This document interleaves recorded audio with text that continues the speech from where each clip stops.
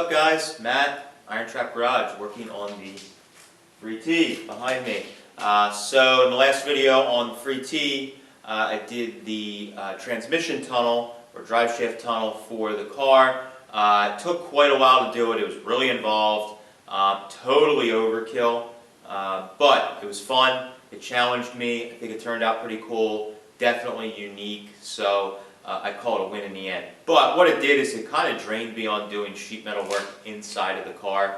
Last, I don't know how many projects have basically been the firewall, the floor, the tunnel, and I'm just tired of looking at the inside of the car and wanted to do something that I could look at standing back from the car. So I'm going to work on doing the headers in this video. So what I did a little while ago is I ordered up from one of the online hot rod parts suppliers a universal mandrel bend kit. It's just a bunch of different mandrel bends that you get like a grab pack or grab box, and you get all kinds of different pieces of tubing in it that are all different sizes, different bends.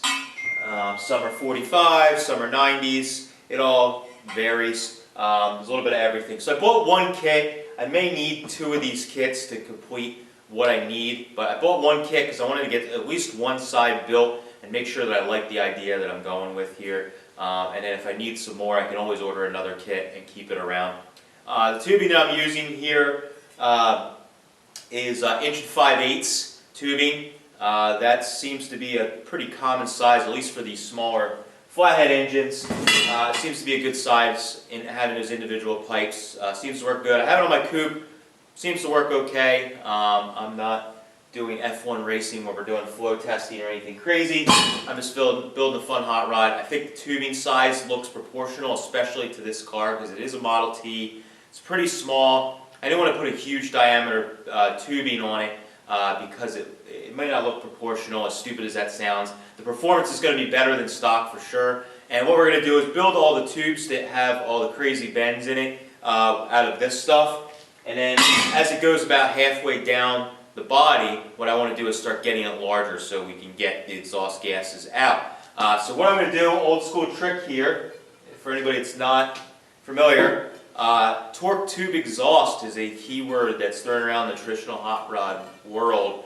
And a lot of people think it means the actual torque tube that's on pretty much every closed driveline early Ford. And that's incorrect. Those are actually really, really heavy, and they're all pretty much the same diameter through most of them. That's not what it was. What it is 3536 Ford had a unique drive shaft like you see here. What's really cool about it is versus having a solid shaft like most of the drive shafts were in early Fords with closed drive lines, what it is it's actually tapered on each end, and it's the same in the center. What this allows you to do is somebody that was really smart back in the day figured out that if you whack this in half, you have two pieces of tubing that flare out and get larger. It looks really cool for headers, and that's how the torque tube header design that everybody seems to like happens. So this is an original 3536 torque tube that I had left over from one of my projects. Grabbed it from the side of the building. I've had it stashed away there, wiped it all down, and I'm ready to use this. So what I want to do is, after we get the main tubing going, I want to start going to the kind of building it up to get it to this size. So the end here is about 2 inch. So like I said, I have 1 5/8. So I'm going to start, after we get about to where I want this to go, I'm going to start getting larger there. So I'm going to get a piece of tubing that's going to jump me up, and we'll flare it out so that it matches this. So we'll have kind of a smooth transition, and then it'll go out to about halfway here, and we'll cut it off there, and we'll have this cool flare to the tubing, which I think the bell, that looks pretty cool. So I'm going to give this a go. Like I always say, I'm winging this as I go. I have an idea. I know what I'd like to have happen. Who knows? Halfway through this, I might cut it up, throw it in the trash, and build something completely different. But I think this will look pretty cool if it follows the frame and follows the body, how we have some of these lines already started. I think it might look pretty cool, but who knows? We'll see. So I'm going to get started.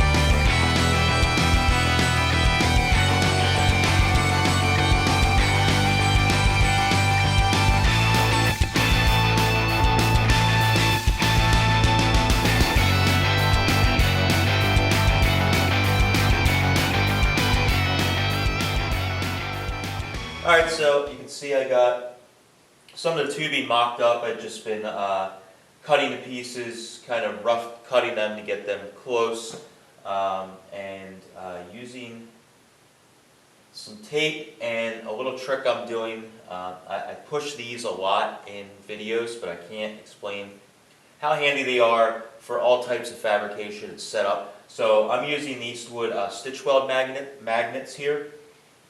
These magnets are really handy. They come in a pack. I have a bunch of new ones here that I just unwrapped. I have them all over the shop. What I'm using them for here is actually to use them for standoffs and also to hold the tubing in place. They're so strong because the rare earth magnet, because the rare earth magnets are so strong that you can hang a piece of tubing like I'm doing here. I have one underneath, one on the top, and it'll hold it in place. I have it holding it up at the engine, at the exhaust port. I have it underneath here as standoffs like I mentioned, and it's really cool. It allows me to kind of set it how I want. I used to use tape a lot, and I was even using it in the beginning here. You saw the first couple shots. But what happens is as soon as you want to change something or rotate a tube, then you got to peel the tape off and re-tape it. It's really wasteful, and it's kind of a pain in the butt. So by using these magnets and maybe just one small piece of tube of tape, you're able to get it to kind of sit how you want. So I have it flowing pretty good here with the main tube. It's dropping down here to kind of follow how the frame does. And then what I need to do is I'm taking pieces out of that kit and holding it up to figure out where I can get it. So I can hold this one here like this, and I can see this can get me about where I want. So what I can do is just mark off whichever piece of tubing I want to cut. In this case, I'm going to actually cut both of them. But I can hold it up, get an idea where I want it to be. I can chop it off on both of these. I'll tape them together, use the magnet again, and that will get me going in the right direction. So I have just this main tube I'm working on here because this is kind of the flow of the exhaust. The other two ports here, they just dump right into this one here, and then as I mentioned in the rear, we're going to use that drive shaft, the 3536 drive shaft, where it bells out and gets bigger pretty quickly. So basically at the door area, the door jamb area, it's going to start getting bigger to help get that exhaust gases out more quickly. But right in here is just how it flows. This is the side profile we're going to see when the car is sitting. So you want this to flow and look nice on a hot rod, definitely. The exhaust is one of those things on the side profile that will stand out. So you want to make sure that this all kind of flows how you want. So I'm going to work on getting this piece here cut and that piece cut. That will get me flowing in the right direction here and pretty close. And then I can work on cutting that torque tube and then sort of mocking that up. But I need to get these pieces kind of going in the right direction, get them tacked hopefully here soon, and then we can maybe start working on getting the fun part of putting that torque tube section in the back. So I'll work on getting this going further.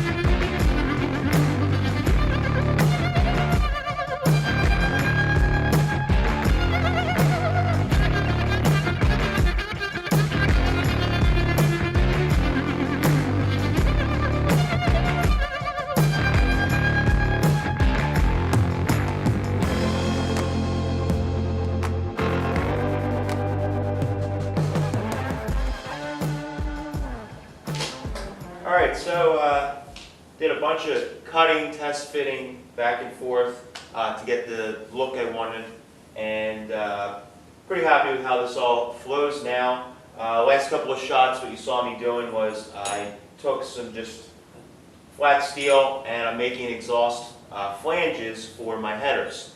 Problem with that is, or what the problem was, I ordered this kit of universal tubes from one of the online retailers, and they had listed with it these exhaust flanges for Flathead.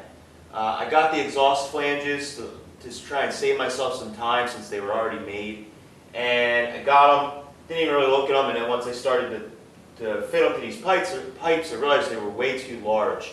They're universal flanges that they say fit a flathead. The holes didn't really work with the spacing on the flanges for a flathead. And the size of tubing that went in it was pretty darn large.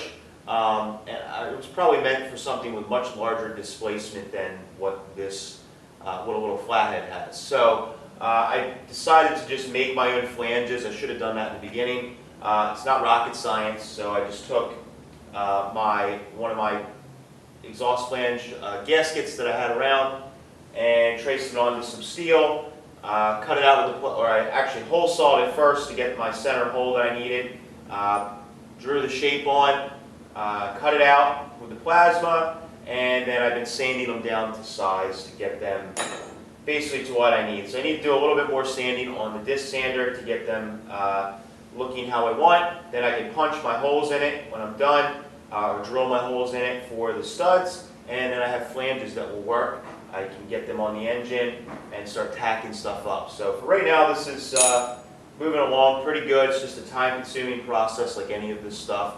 We're trying to make sure we get you videos once a week. So I'm going to cut this video short and just show you where I'm at now, and we'll work on the next video where I will kind of start tacking stuff together and get them into a finished header on this side. So that's all I have for this one. I appreciate you guys watching as always. We do videos on the free tee on Tuesdays. We do Friday videos on whatever else I have in the shop. Sometimes Sweetheart Roadster, sometimes Tools That Don't Suck video, sometimes the Sport Poupée, and whatever else I have going on. So I appreciate you guys following along. For any of you guys that are just subscribed or want to watch more of what I have going on in my day-to-day in the shop, make sure you find me on Instagram. IronTrap is my username on Instagram. I'm posting constantly photos of what I have going on when I'm out picking places, different stuff like that. So you can see the nonsense that is my life on Instagram day to day, and it will supplement what's going on in these videos. Thanks guys for watching. Catch you later.